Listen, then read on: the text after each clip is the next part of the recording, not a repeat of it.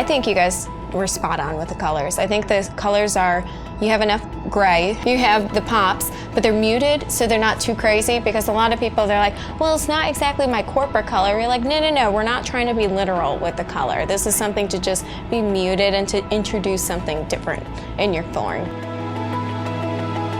So the inverse, or that white edge, has given a really fun effect also. The coloring, I think it's great. I think it's different because you get the border around it, and there's a lot of opportunities to talk to like architectural elements. I kept thinking like, oh, it looks like a cobblestone street, and you could really take that and run with it. I mean, I love, even though you're getting like a red sample or a gray sample, you still have that brush stroke through it, and it gives a lot of movement and texture even within each tile, and then when you put them all together.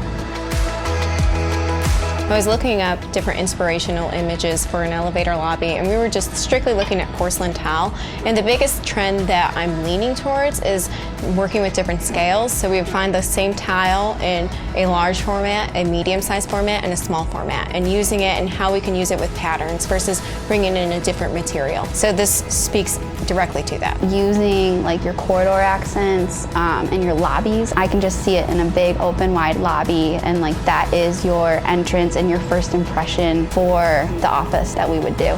You know, after looking through your install shots, it really just starts to make you think. You're like, oh, well, I could do little. Just because you guys have the different scales, it gives so much opportunity for us to play with it. I think there's just lots of good elements that you can work with and make it apply it to a space. MultiForm. Frame a mood. Inspiring designs.